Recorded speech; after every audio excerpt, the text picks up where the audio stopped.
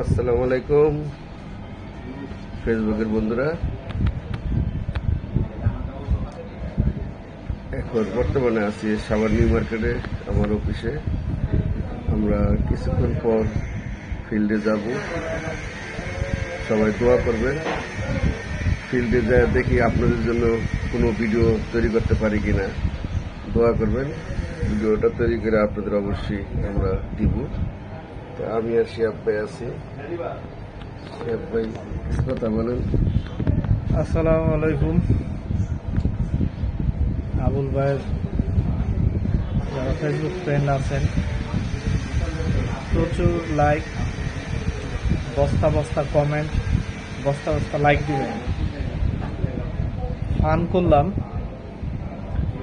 আর fun না থাকলে জীবনটা মরুভূমির পর্যায়ে পড়ে যাবে, বুঝতে পারছেন?